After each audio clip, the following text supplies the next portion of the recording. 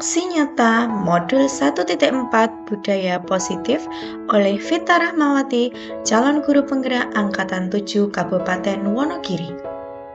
Langkah selanjutnya saya akan membuat poster-poster yang ditempelkan di dekat tempat sampah ataupun juga di dinding-dinding kelas tentang membuang sampah pada tempatnya ini. Kemudian siswa melaksanakan membuang sampah pada tempatnya, dan nanti apabila ada siswa yang melanggar dalam arti tidak membuang sampah pada tempat sampah, itu nanti saya akan menerapkan segitiga restitusi.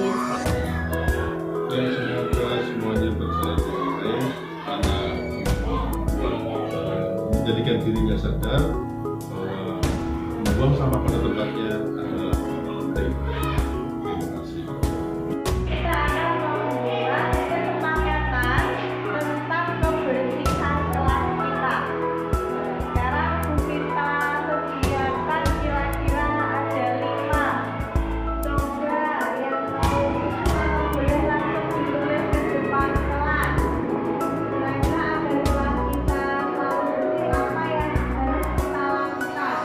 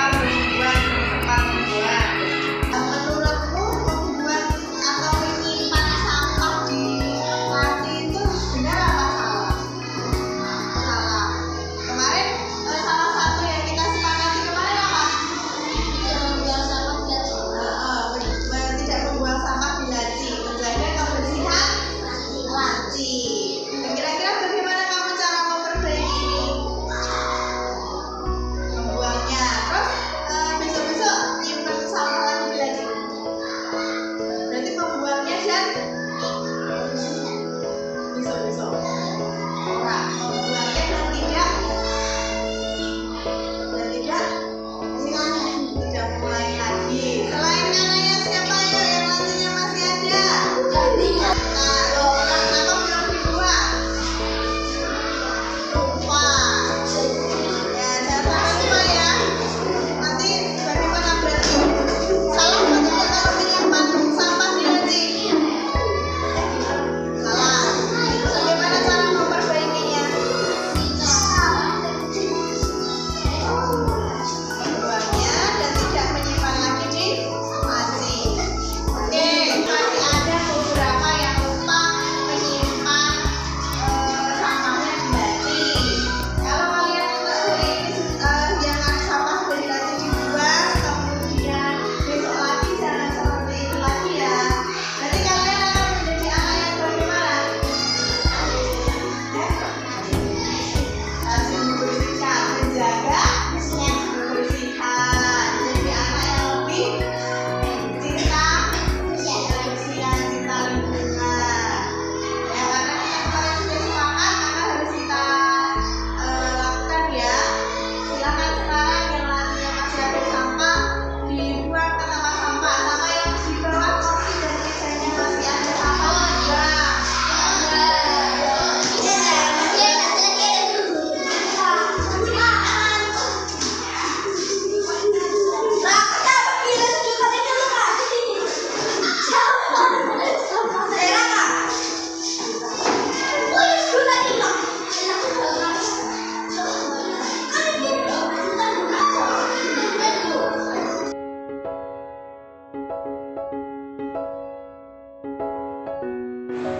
Assalamualaikum warahmatullahi wabarakatuh.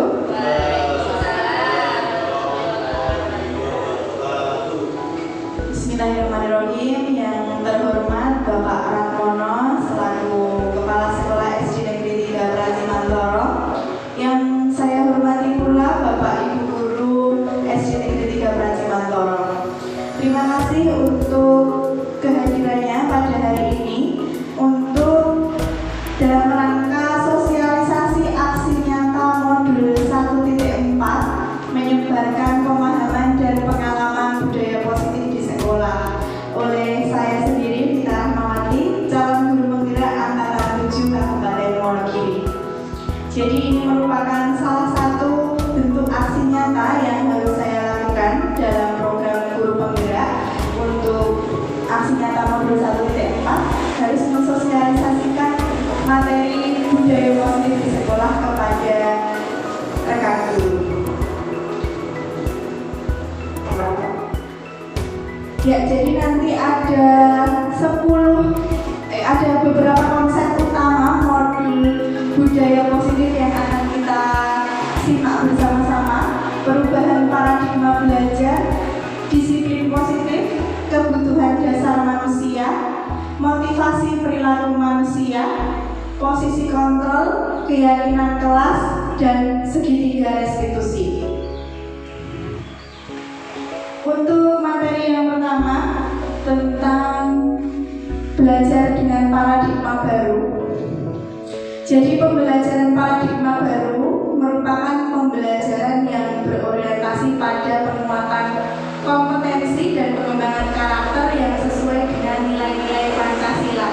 Jadi khususnya untuk implementasi kurikulum merdeka ini kita berpedoman kepada penerapan nilai-nilai Pancasila.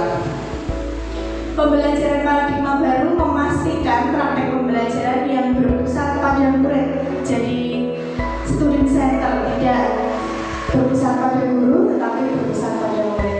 Yang mana setiap murid belajar sesuai dengan kebutuhan dan tahap perkembangannya. Pembelajaran paradigma baru dilakukan melalui kegiatan pembelajaran di dalam kelas, intrakurikuler, dan di luar kelas berupa kokurikuler dan ekstrakurikuler. Pembelajaran intrakurikuler dilakukan secara terdiferensiasi sehingga peserta didik memiliki cukup waktu untuk mendalami konsep dan menguatkan kompetensi. Hal ini juga memberikan keleluasaan bagi guru untuk memilih perangkat ajar yang sesuai dengan kebutuhan dan karakteristik peserta didiknya. Pembelajaran kokurikuler berprinsip pembelajaran interdisipliner yang berorientasi pada pengembangan karakter dan kompetensi umum. Pembelajaran ekstrakurikuler dilaksanakan sesuai dengan minat murid dan sumber daya satuan pendidik. Jadi kalau untuk yang sudah kita terapkan di SD kita sesuaikan dengan minat murid dan juga kemampuan dari satuan pendidikan untuk menyelenggarakan ekstra apa.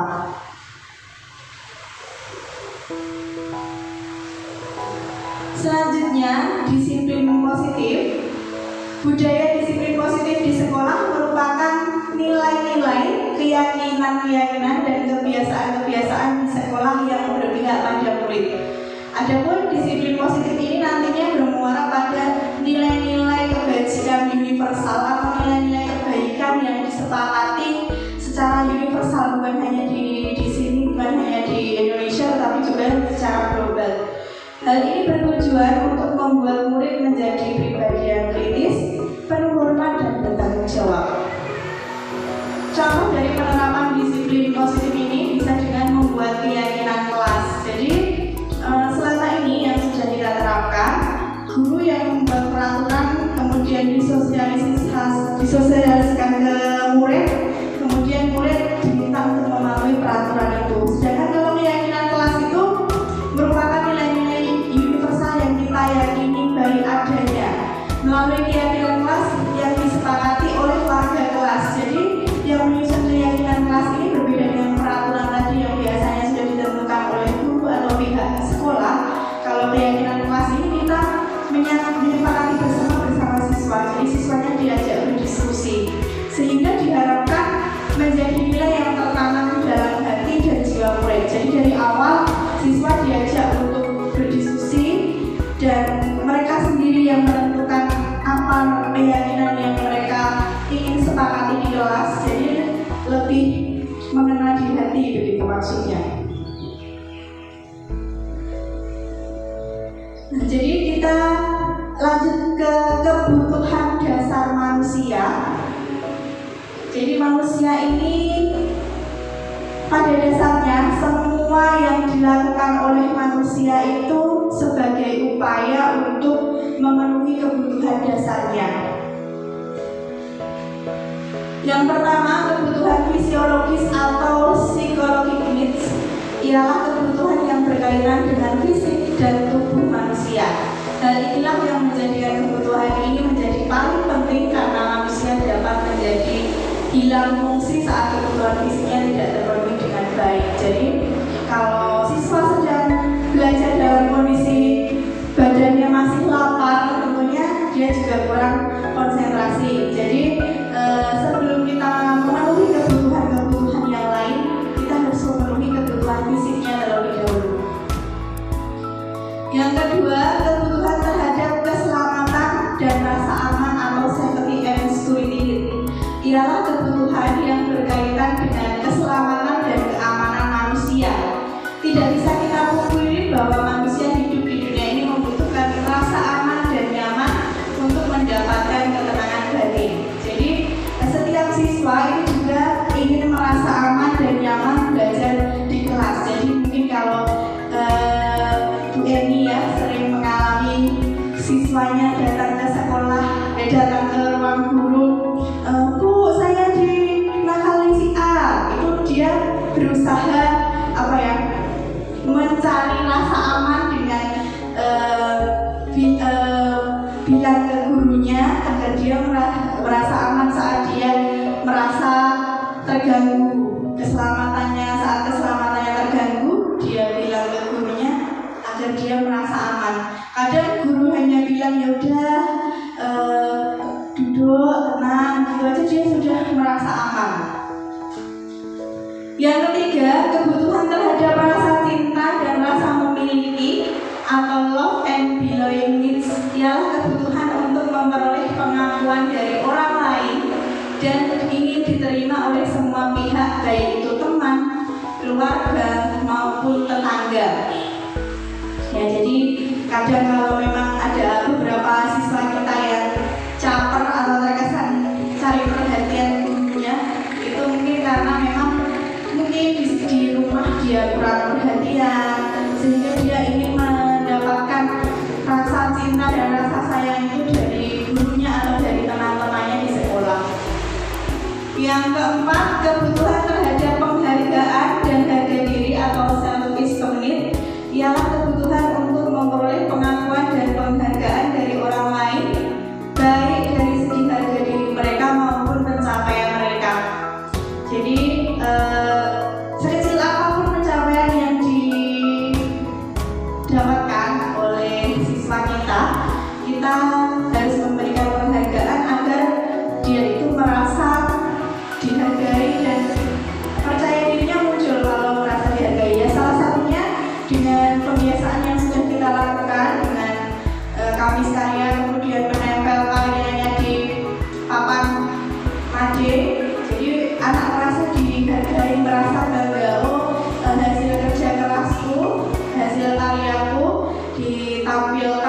adik bisa dilihat oleh orang banyak, dia merasa dihargai. Bisa juga dengan hasil-hasil karya siswa di kelas, misalnya membuat bentuk-bentuk dari plastisin kemudian dipajang di sekitar kelas, itu juga membuat siswa merasa harga dirinya itu dihargai dan lebih percaya diri.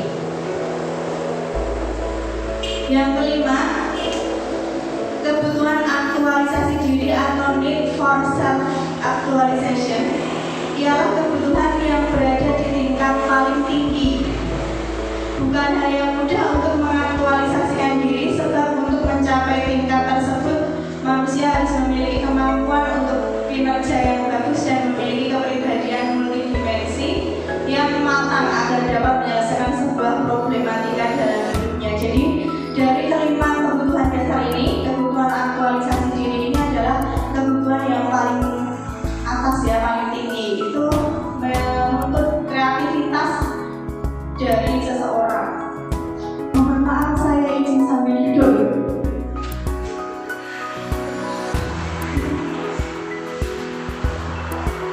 Nah, kemudian motivasi perilaku manusia. Tadi sudah saya jelaskan, manusia itu melakukan tindakan apapun, melakukan perilaku apapun itu sebagai upaya dalam memenuhi 5 kebutuhan dasarnya tadi. Dan dalam hal berperilaku itu ada motivasi yang melatar belakangi manusia itu. Diana Gossen dalam bukunya Restructuring 10 Disiplin menyatakan ada 3 alasan motivasi perilaku manusia. Yang pertama, untuk menghindari ketidaknyamanan atau hukuman. Jadi kadang kita terpaksa melakukan sesuatu, motivasi kita dalam bertindak atau dalam berperilaku itu untuk menghindari hukuman atau ketidaknyamanan. Misalnya kita datang pagi-pagi untuk absen hadirku sebelum pukul 7. Itu salah satunya tidak bisa kita pungkiri, salah satunya untuk menghindari hukuman. Ya mungkin awalnya terpaksa tetapi bisa menjadi suatu kebiasaan dan bisa kita sadari, oh memang ini kebutuhan kita untuk datang pagi. Siswa, begitupun dengan siswa ya, siswa datang tepat waktu, menggunakan seragam sesuai dengan jadwalnya, itu juga salah satu. Kadang mereka melakukan itu hanya untuk agar tidak dihukum. Kemudian yang kedua, untuk mendapatkan imbalan atau penghargaan dari orang lain. Jadi kalau yang pertama tadi kita berperilaku untuk menghindari hukuman, jadi jangan sampai kita melakukan kesalahan, nanti kalau kita berbuat salah kita akan mendapat hukuman. Yang kedua, untuk mendapatkan imbalan. Jadi kita melakukan sesuatu karena ingin mendapatkan imbalan atau penghargaan dari orang lain. Ya, terkadang kita melakukan pekerjaan dengan bagus, dengan rajin karena ingin mendapatkan pujian dari atasan, seperti itu. Siswa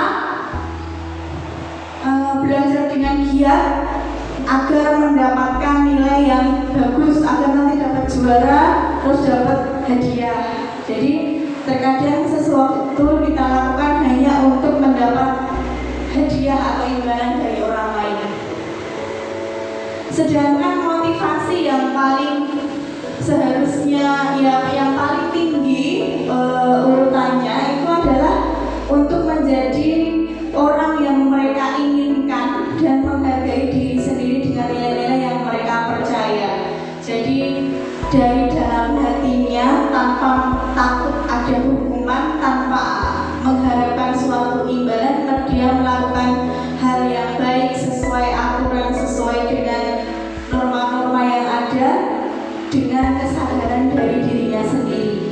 Jadi kita harapkan motivasi perilaku yang paling sempurna itu ada di nomor 3. Tetapi memang tidak jarang kita jumpai ada beberapa perilaku yang kita masih didasari oleh nomor 1 atau nomor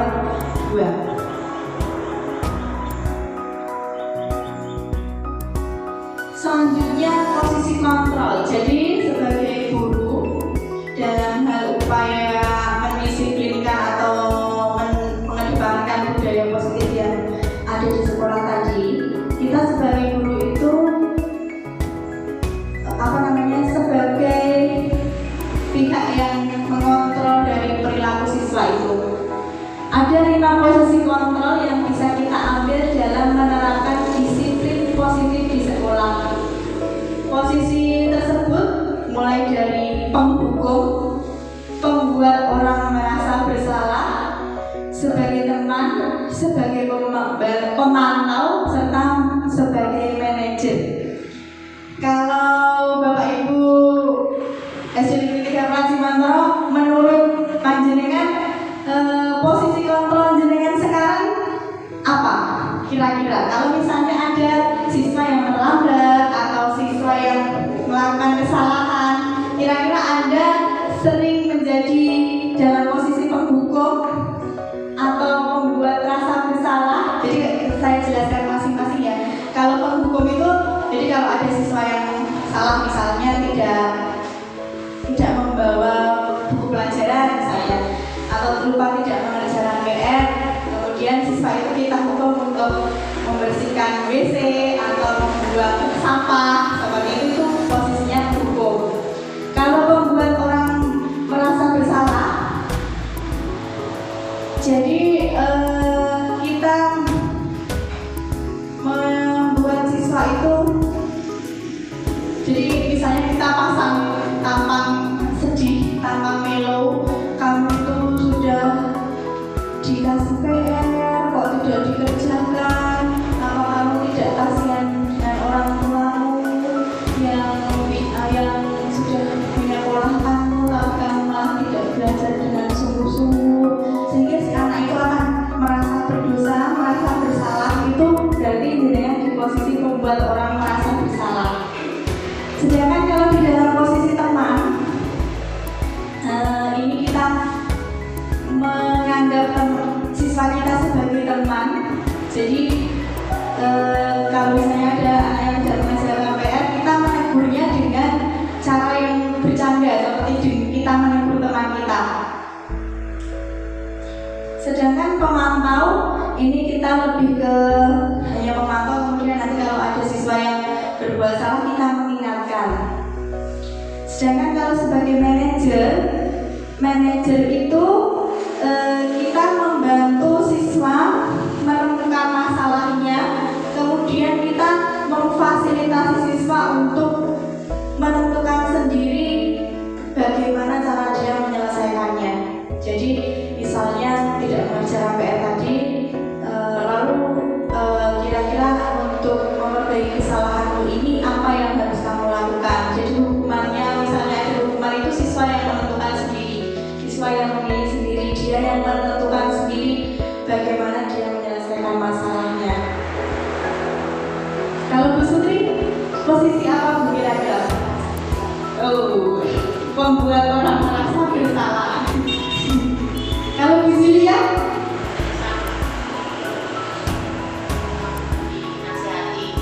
Oh iya. Kalau saya jujur saja penghukum biasanya ya. Hendaknya dalam menegakkan disiplin positif, guru mengambil posisi kontrol paling tidak sebagai teman. Jadi ini juga berupa tingkatan ya. Penghukum, pembuat orang merasa bersalah, teman, pemantau, manajer. Sebaiknya itu kita itu berada dalam posisi teman, pemantau, dan manajer. Jadi dalam hal teman ini, dalam hal teman itu kita bisa lebih mendekati anak dari hati ke hati. Tetapi ada kekurangan juga. Terkadang anak itu terlewat nyaman dengan kita sebagai teman. Jadi kadang istilah Jawanya kurang ajeni gitu. Ada kalanya si siswa itu halo Pak Fendi bolong gue, aku berbuat salah yang pergi di Gojek ora apa-apa. Ada kalanya seperti itu. Tapi kadang ya kalau sesama teman kan kita bisa, ya kita sendiri kalau sesama guru, sesama teman guru itu kan mengingatkan juga lebih enak ya. Jadi ada positif dan negatifnya.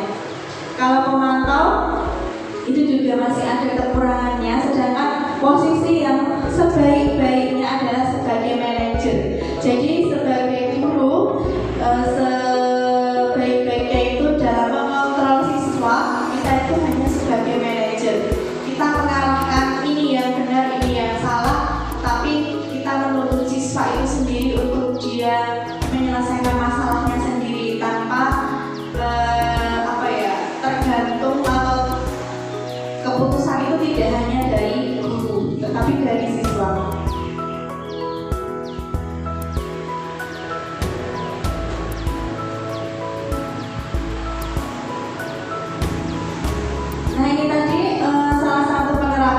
positif di kelas itu bisa kita lakukan dengan keyakinan kelas.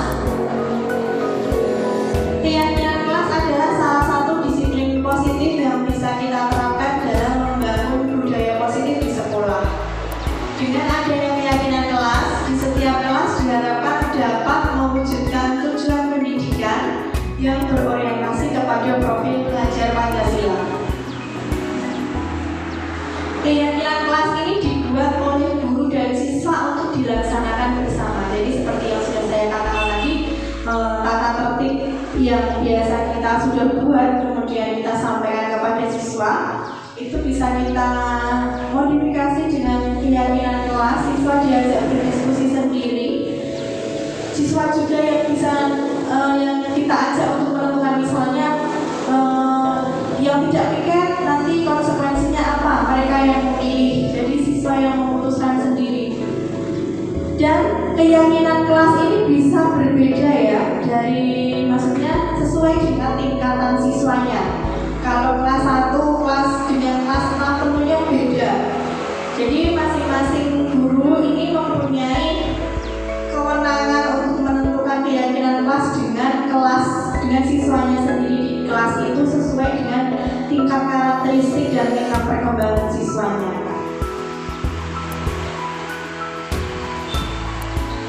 Nah, jadi dalam budaya positif tentu saja tidak bisa berjalan mulus-mulus saja. Misalnya budaya kebersihan atau budaya taat seragam, tidak bisa selalu siswa itu selalu patuh. Ada kalanya siswa juga tidak mematuhi budaya positif itu. Nah, untuk apabila ada pelanggaran atau siswa yang tidak melakukan budaya positif itu, kita bisa menerapkan segitiga restitusi untuk mengatasinya. Restitusi adalah proses menciptakan kondisi bagi murid untuk memperbaiki kesalahan mereka, sehingga mereka bisa kembali pada kelompok mereka dengan karakter yang lebih kuat. Jadi kalau misalnya penghukum tadi, misalnya anak terlambat,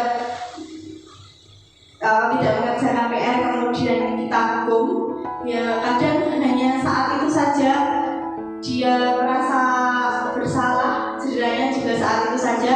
Bahkan ada kekhawatiran dia nanti masuk ke kelas dia jadi minder. Ya kalau apalagi kalau diajak temannya atau diajak temannya, dihukum bersih misalnya. Jadi anak itu bisa minder kalau penerapan kita tidak sesuai. Restitusi juga adalah proses kolaboratif yang mengajarkan murid untuk mencari solusi untuk masalah dan membantu murid berpikir tentang orang seperti apa yang mereka inginkan. Jadi kamu mau menjadi orang yang seperti apa, itu kita arahkan, dia yang menentukan sendiri dan dia yang memperbaiki sikap sendiri untuk mencapai keinginannya itu, dan bagaimana mereka harus memperlakukan orang lain.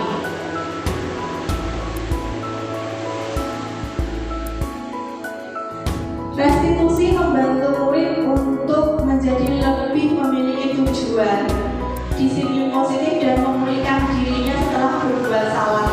Jadi kita sadarkan kalau dia salah, tetapi juga kita kembalikan rasa percaya dirinya agar dia saat kembali ke kelasnya, saat kembali dalam komunitas dengan teman-temannya itu tidak merasa minder. Penekanannya bukanlah pada bagaimana berperilaku untuk menyenangkan orang lain atau menghindari ketidaknyamanan, ya. Jadi bukan untuk mendapat penghargaan atau menghindari hukuman tadi, namun tujuannya adalah menjadi orang yang menghargai nilai-nilai kebajikan yang mereka percayai. Jadi kalau tadi sudah kita buat keyakinan kelas, keyakinan tadi sudah kalian yakini sendiri-sendiri, harus membuang sampah di tempat sampah, disepakati bersama.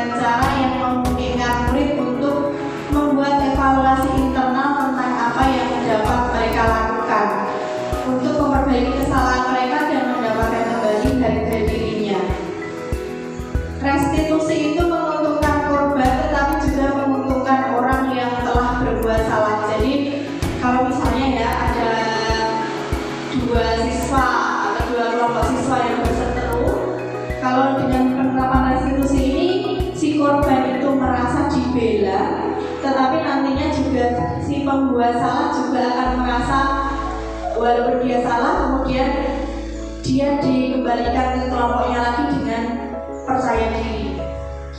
Ini sesuai dengan prinsip dari teori kontrol William Glasser tentang solusi menang-menang. Jadi baik itu pihak yang benar atau pihak yang salah itu sama-sama mendapatkan keuntungan, sama-sama menang.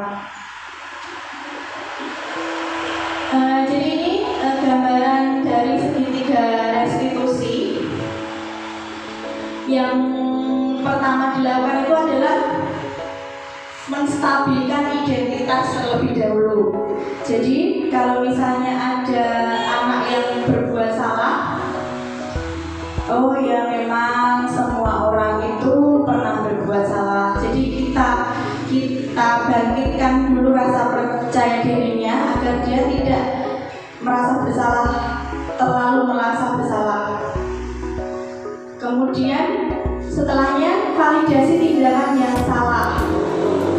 Kita arahkan agar dia itu menyadari kesalahannya nanti di mana. Dengan kamu tentu punya alasan mengapa melakukan itu. Jadi anak misalnya datang terlambat atau tidak mengerjakan tugas, itu kita tanya dulu alasannya apa. Kalau kita sudah tahu alasannya, nanti untuk menemukan solusi itu akan lebih mudah. Bukan dengan langsung salah tidak mengerjakan PR langsung dihukum, tidak. Kemudian adakah cara yang lebih efektif untuk mendapatkan apa yang kamu butuhkan? Kemudian nanti langkah segitiga restitusi yang ketiga adalah menanyakan keyakinan. Kita kembalikan ke keyakinan kelasnya tadi, keyakinan kelas apa yang telah kita sepakati. Kemudian kamu mau menjadi orang yang seperti apa? Kalau dia nanti sudah saya ingin menjadi orang yang lebih baik, terus kita arahkan lagi apa yang bisa kamu lakukan untuk mencapai hal tersebut. Nah, di sini ada contoh penerapan segitiga restitusi yang sudah saya terapkan.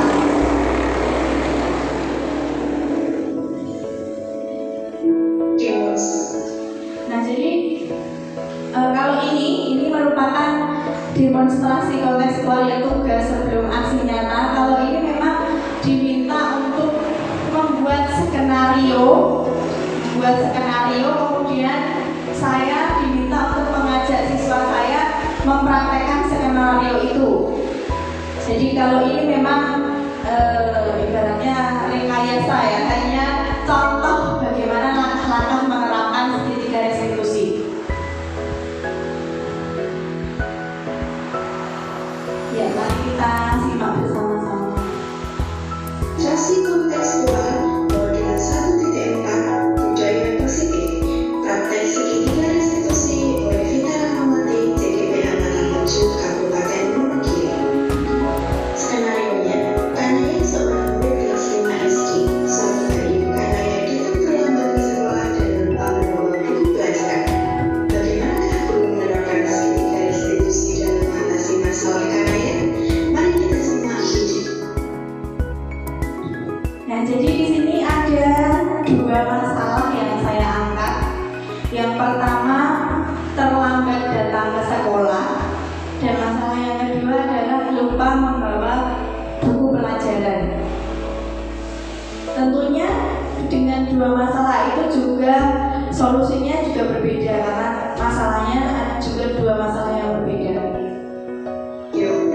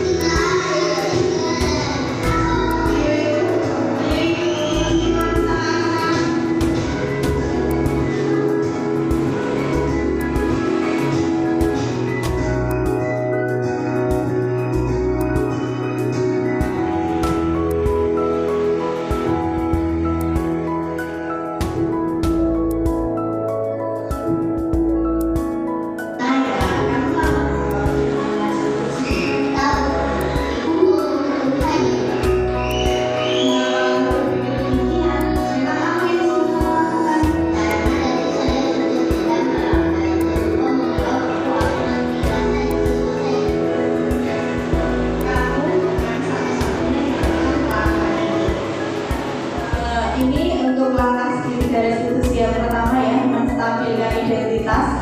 Di situ saya menyampaikan bahwa kamu bukan satu-satunya yang pernah melakukan kesalahan ini. Jadi itu salah satu upaya agar dia tidak minder dengan kesalahannya. Oh, orang lain juga pernah berbuat salah seperti saya, bukan hanya saya sendiri.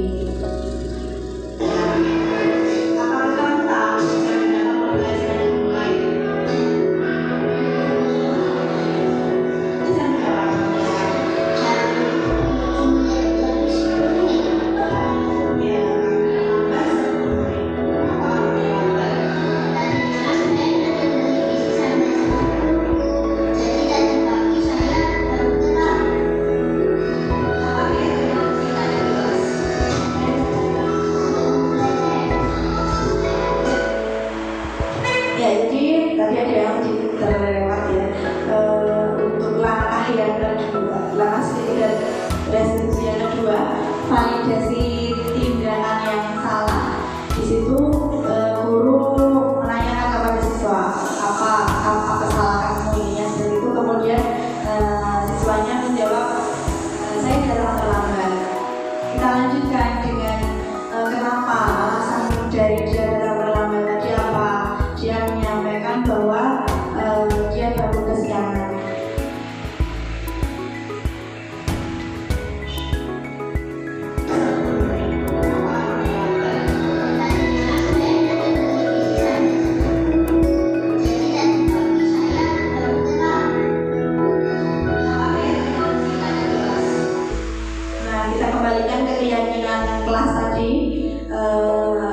Sebelumnya berarti sudah membuat keyakinan kelas terlebih dahulu.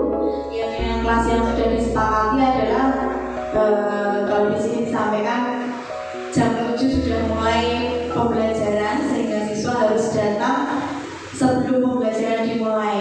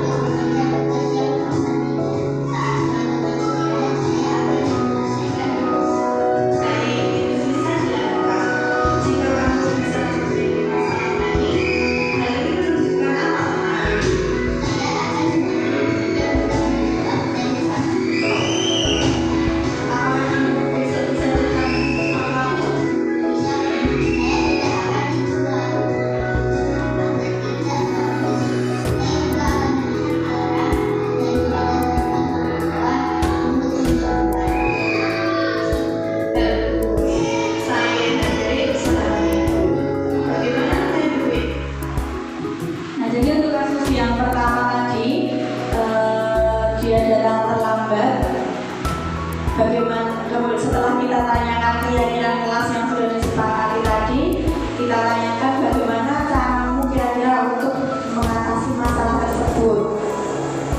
Tadi Kanaya menjawab menyelesaikan tugas. Jadi karena sudah tertinggal 10 menit, kemungkinan saat temannya sudah selesai dia belum selesai, dia menggunakan waktu istirahat, bisa menggunakan waktu istirahatnya untuk menyelesaikan tugas itu. Kemudian juga kita tidak hanya berhenti di hari itu, kita kirim siswa untuk menyelesaikan masalahnya agar tidak terulang kembali. Jadi kita tanyakan apakah besok bisa datang tepat waktu, bagaimana caramu agar bisa datang tepat waktu.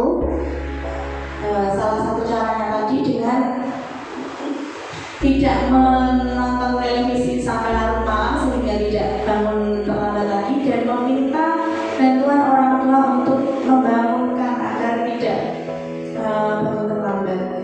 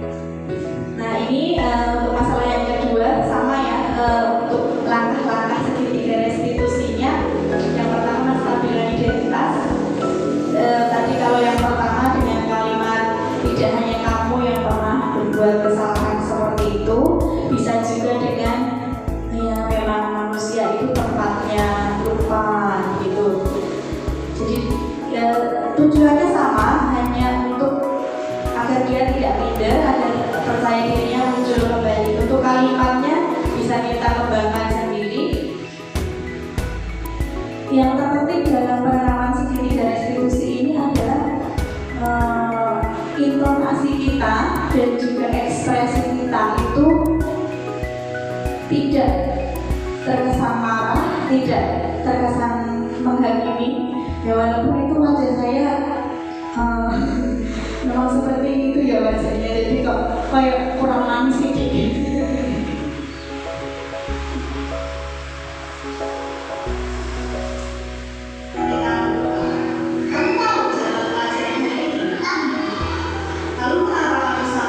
Nah ini untuk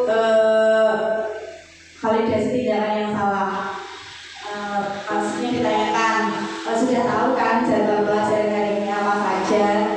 Tahu, tapi kenapa kok bukunya bisa tertinggal? Ditanyakan kembali alasannya kenapa dia berbuat salah.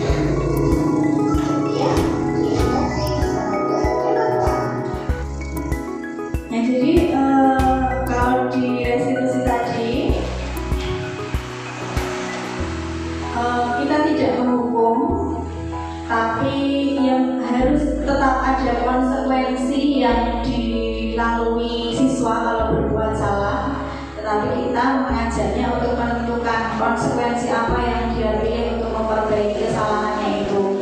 Misalnya tadi dia mengorbankan jam istirahatnya untuk menyelesaikan tugasnya, kemudian menulis ulang 2 kali tugasnya. Jadi kalau dalam segitiga restitusi ini, konsekuensinya itu kita selaraskan dengan kesalahan yang dia lakukan. Kalau misalnya tadi yang dulu sering saya lakukan itu kan untuk membuang sampah, itu sebenarnya ya positif juga, anak jadi terbiasa membuang sampah, tapi itu kan tidak sejalan dengan kesalahan yang dia lakukan.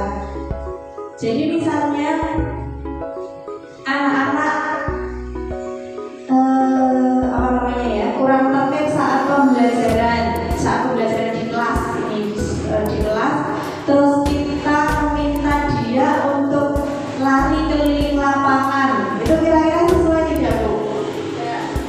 berbeda.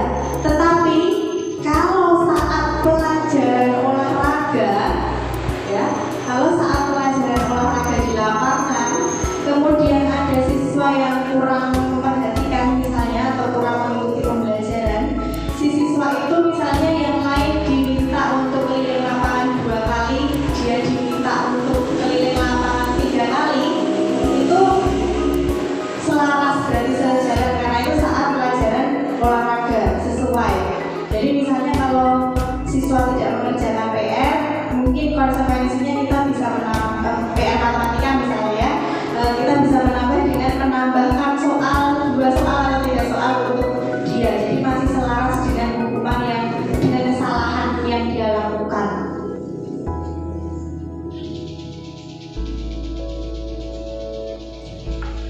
Mungkin ada yang ditanyakan dari penerapan segitiga restitusi ini, ya memang tidak bisa instan ya Bapak Ibu. Saya pun juga masih perlahan-lahan merubah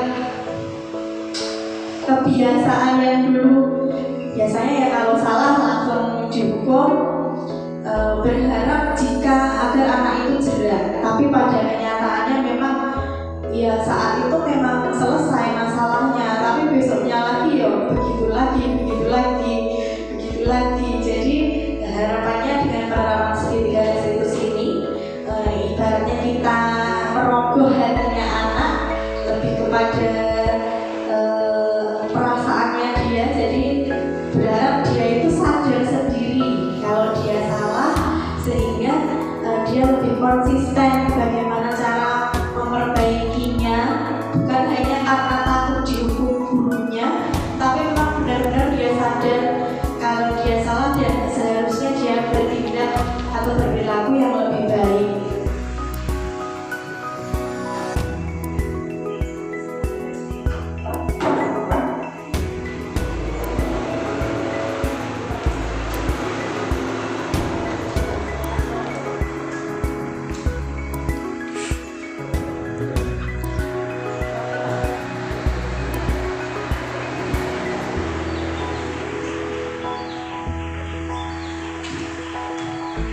Ya, jadi selain penerapan segitiga restitusi itu, dalam aksi nyata budaya positif ini, saya juga sudah mencoba menerapkan dari awal, dari mulai keyakinan kelas sampai segitiga restitusi berupa pembiasaan.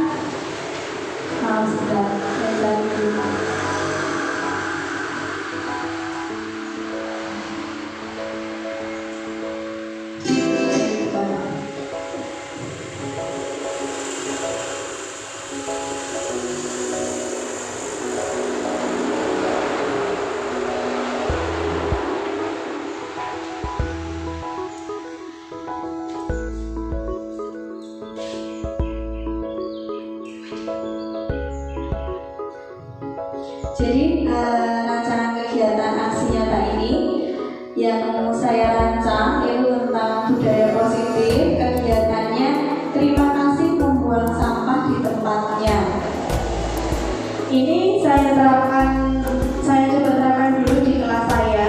Setelah saya coba, baru kemudian sekarang saya sampaikan ke Bapak Ibu sekalian. Jadi kurangnya kenapa saya pilih budaya positif ini, itu dikarenakan kurangnya kesadaran murid dalam membuang sampah di sekitar sekolah. Jadi masih sering kita jumpai ya anak-anak membuang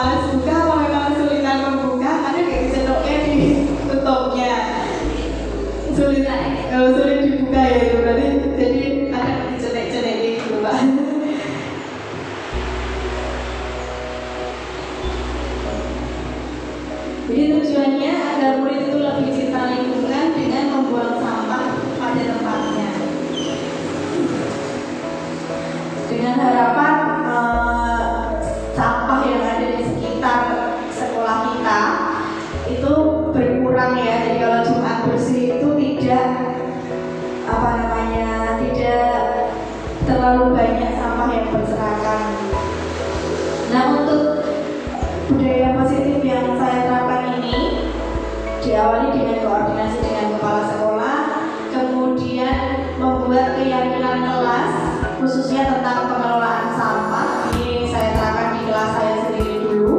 Kemudian membuat poster-poster,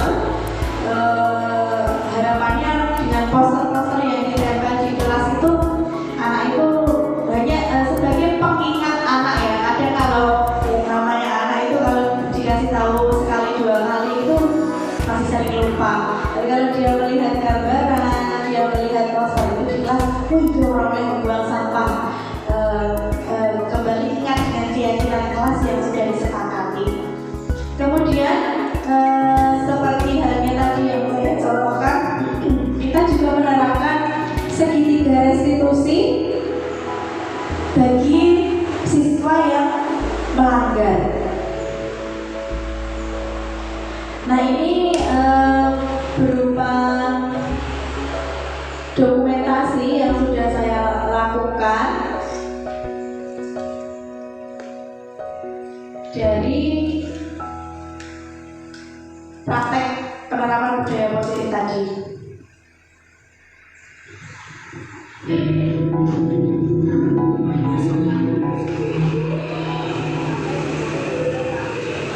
Koordinasi dengan kepala sekolah. Ini saya menyampaikan maksud dan tujuan saya serta meminta saran dan masukan dari Bapak Kepala Sekolah untuk pelaksanaan budaya positif.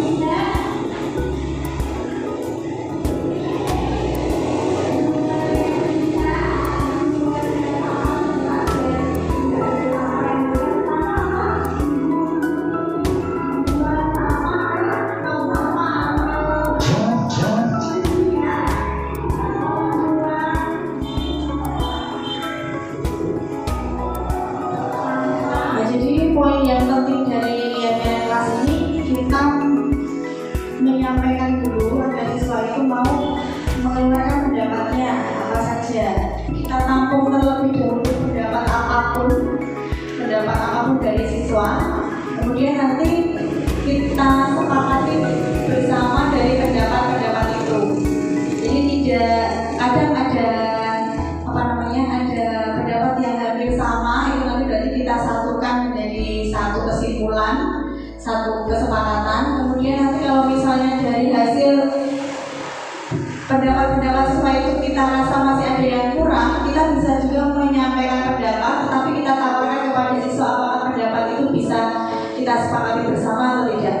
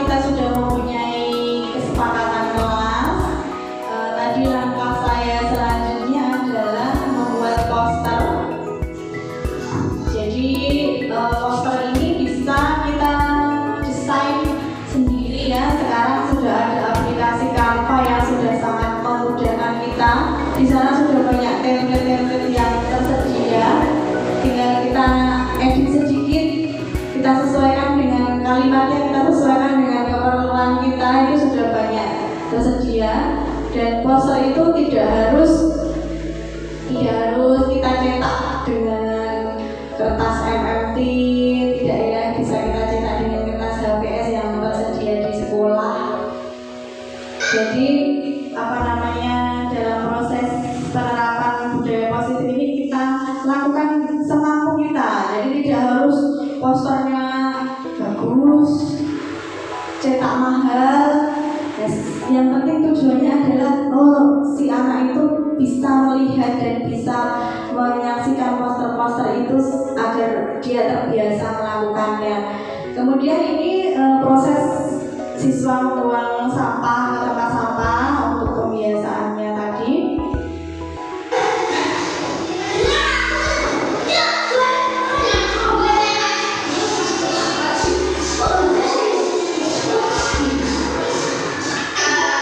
Dan ini penerapan segitiga institusi. Tentunya seperti yang saya sampaikan tadi, tidak mungkin semua siswa itu langsung ya, apalagi kalau awal-awal pembiasaan tidak mungkin langsung semuanya mematuhi. Pasti ada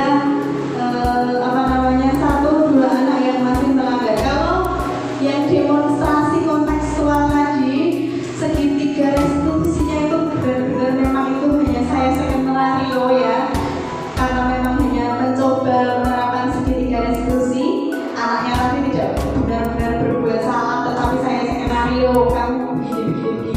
Kalau ini alami,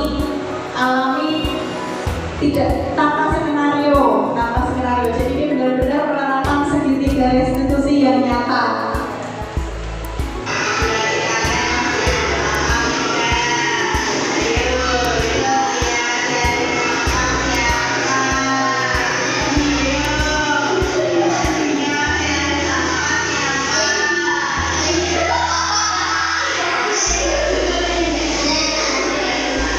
Sebenarnya di luar dugaan saya ya.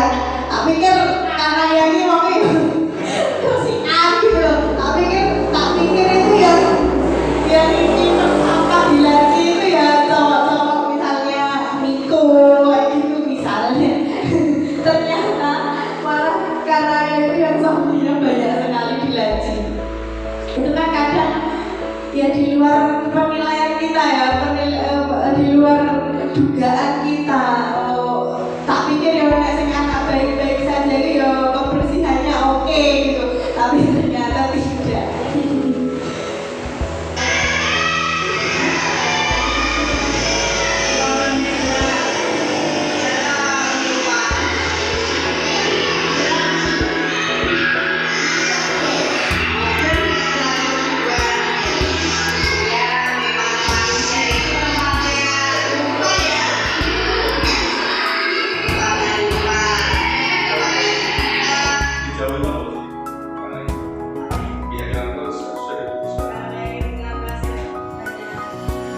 Kalau keyakinan kelasnya itu baru berupa harus membuang sampah di tempat sampah, terus menjaga kebersihan laci, baru seperti itu Pak. Jadi untuk konsekuensi yang dia dapat nanti ini belum terlalu nampak.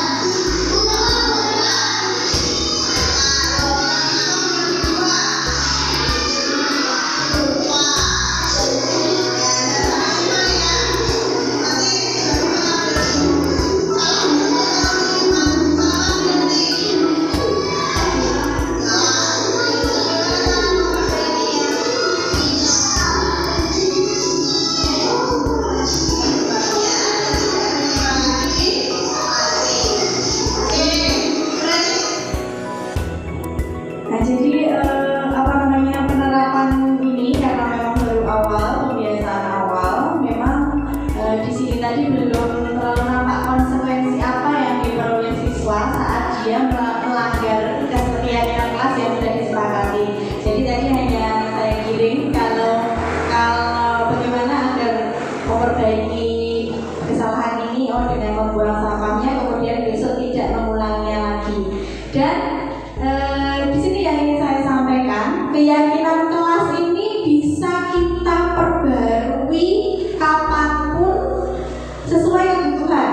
Ya, jadi kalau tadi misalnya keyakinan kelas yang sudah saya sampaikan ternyata baru menentukan poin-poin yang harus dilakukan, belum kita sepakati poin-poin atau konsekuensi yang akan didapat kalau kita melanggar poin-poin itu. Nah, itu bisa besok kita buat keyakinan kelas lagi, karena kemarin setelah kita coba menerapkan ternyata masih ada yang membuang sampah di laci, masih ada yang membuang sampah di lantai. Yuk sekarang kita buat kesepakatan apa konsekuensinya jika kita melanggar itu, gitu.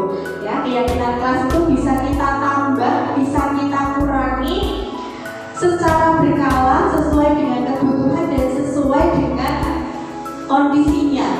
Jadi sesuai perkembangan siswa dalam penerapan budaya positifnya itu Pak, begitu. Jadi memang keyakinannya itu dalam artian kalau peraturan sekolah itu kan tata tertib seragam itu kan terkesannya saklek dan kita harus kalau mau merubah atau menambahnya itu kita biasanya di awal tahun ajaran atau 2 tahun sekali baru bisa dirubah. Kalau keyakinan kelas ini fleksibel, jadi sesuai dengan kebutuhan dan perkembangan siswanya tadi bisa kita tambah, bisa juga kita kurangi kesepakatannya. Yang penting dalam proses perubahan atau penambahan maupun pengurangan keyakinan kelas itu kita juga melibatkan siswa. Nah, demikian sekiranya yang bisa saya sampaikan tentang budaya positif untuk penerapannya di kelas. Mungkin ada pertanyaan sebelum kita akhiri sosialisasi budaya positif ini? Tidak, ya terima kasih Bapak Ibu atas kerjasamanya, atas perhatiannya. Saya harap sedikit informasi, sedikit materi yang saya sampaikan pada hari ini bisa bermanfaat bagi Bapak Ibu semuanya dan bisa kita terapkan sedikit demi sedikit di sekolah kita sehingga bisa memajukan SD Negeri 3 Pracinantoro kita tercinta. Sekian, wassalamualaikum warahmatullahi wabarakatuh.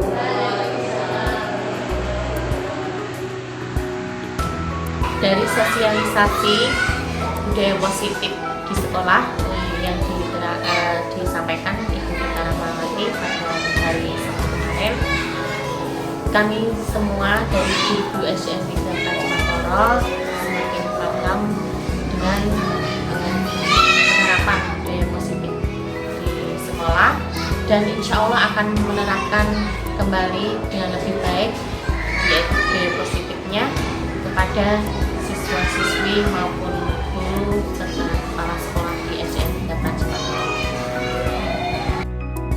Sekian, terima kasih. Semoga bermanfaat.